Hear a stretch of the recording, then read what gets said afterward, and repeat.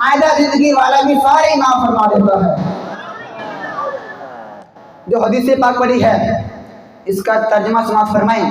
میرے آقا کریم علیہ السلام نے فرمایا جب بندے کی عمر ہو جائے 9 سال، کتنی؟ اس حدیث میں رسول اللہ نے 9 سے 90 تک عمروں کا چارٹ بیان کیا ہے۔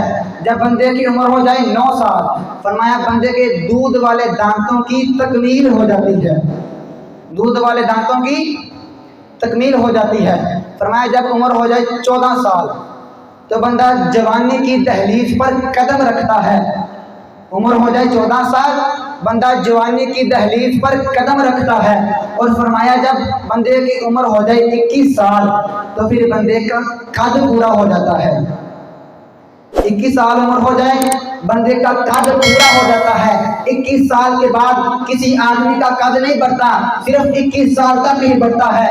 اگر بندے کی عمر ہو جائے 28 سال وَيَجْتَمِعُ لَهُ عَقْلُهُ، حضور فرماتے ہیں جب بندے کی عمر ہو جائے 28 سال پھر بندے کی عقل ملنا ختم ہو جاتی ہے۔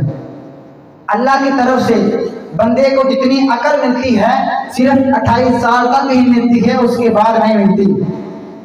اللہ کی طرف سے بندے کو جتنی عقل ملنی ہوتی ہے صرف 28 سال تک ملتی ہے، بعد میں نہیں ملتی۔ اتنی پکی باتیں آمینہ کے لال کی سوا اور کار بول سکتا ہے؟ بندے کی عمر پوری ہو جاتی ہے 28 سال تک۔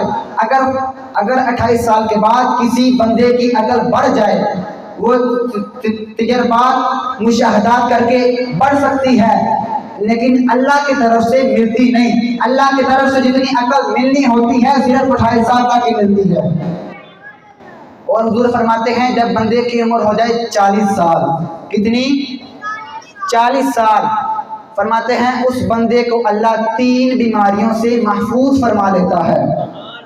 وہ بیماریاں کون سی ہیں؟ من البرص والجذام والجنون، برص کی بیماری، کوڑ کی بیماری اور پاگل پن کی بیماری۔ ان 3 بیماریوں سے اللہ کریم بندے کو محفوظ فرما لیتا ہے۔ کتنی عمر میں؟ 40 سال کی عمر میں بندے کو یہ بیماریاں نہیں لگتی۔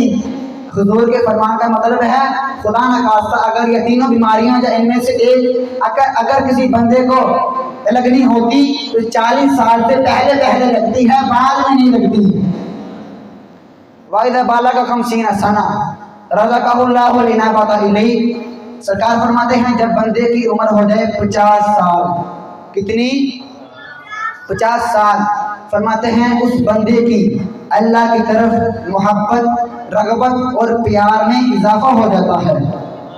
اس کا مفہوم مخالف پتہ کیا ہے؟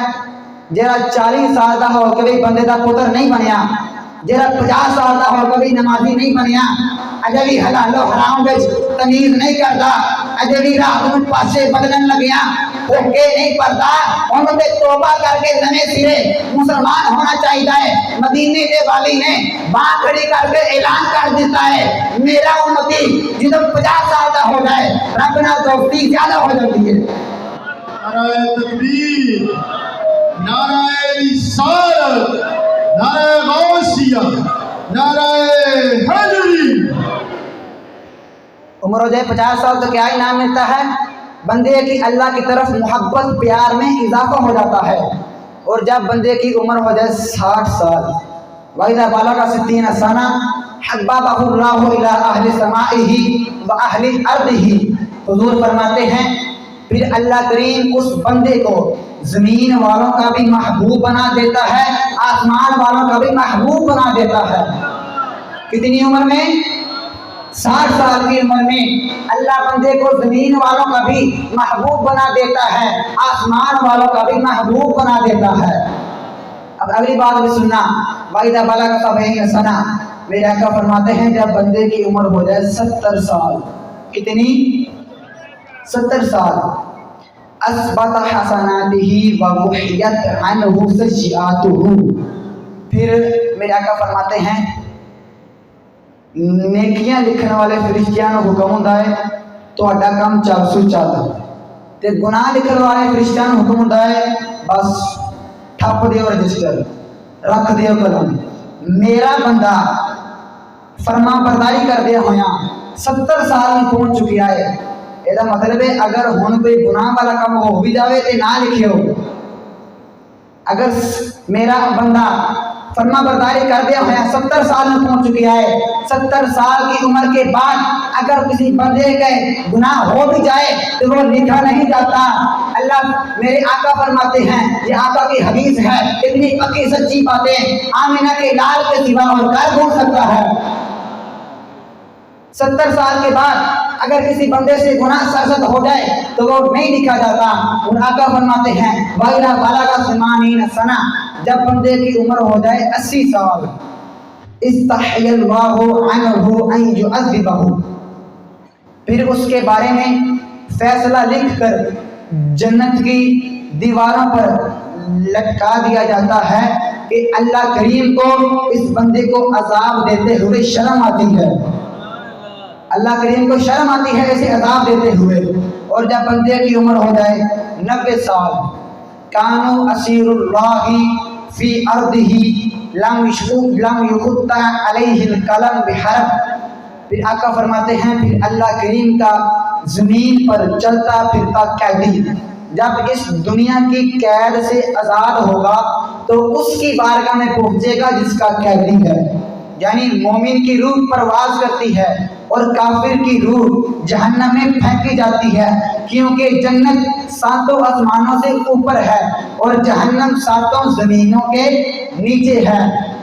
اور یہ بھی یاد رکھ لیں کہ پہلا آسمان سمندری چاگدا بنیا ہے. کہتا بنیا سمندری چاگدا، پہلا آسمان سمندری چاگدا بنیا ہے، دوسرا آسمان سفید سنگ مرمر کا بنیا ہے، تیسرا آسمان لوہے کا بنیا ہے، چوتھا آسمان تانبے کا بنیا ہے، پنجواں آسمان چاندی کا بنیا ہے، چھٹا آسمان خالص سونے کا بنیا ہے، ساتواں آسمان سرخ رنگ دے یاقوت پتھر کا بنیا ہے.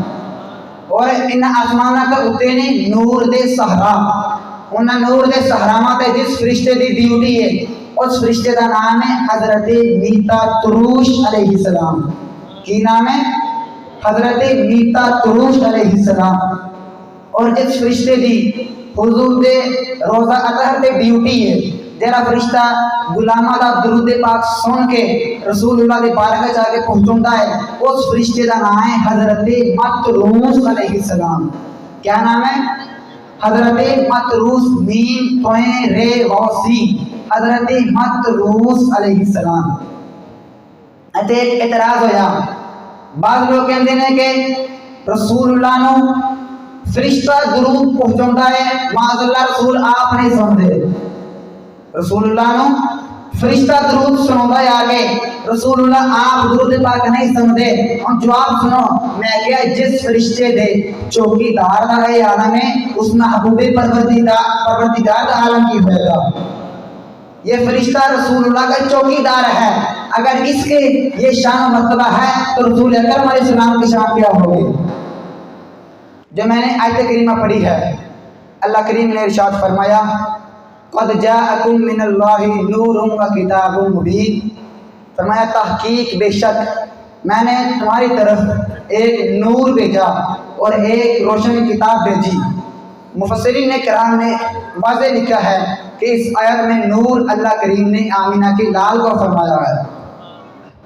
عاشق تو بغیر حوالوں کے مانتے ہیں، مگر ایمان کی تازگی کے لیے حوالے بھی سماعت فرمانے.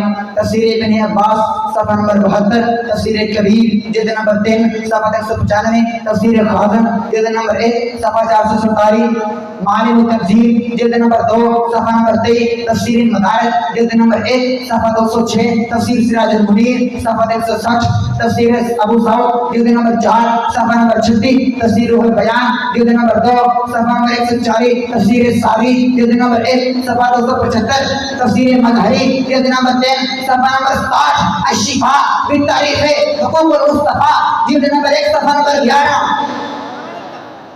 ان تفسیروں میں مفسرین کرام نے واضح لکھا ہے کہ اس آیت میں اللہ کریم نے نور آمینہ کے لال کو فرمایا ہے. اور ایک اور جگہ اللہ کریم نے فرمایا الذی خلق الموت والحیات، اللہ نے موت اور حیات کو پیدا کیا. اس سے پتہ چلتا ہے موت بھی مخلوق ہے، زندگی بھی مخلوق ہے. موت کیا ہے؟ مخلوق، زندگی بھی مخلوق ہے اور اللہ خالق ہے. یہ دونوں کریشن ہے اور اللہ کریٹر ہے. اور یہ میسج آپ کو ڈلیور کرنا چاہتا ہوں. زندگی اور موت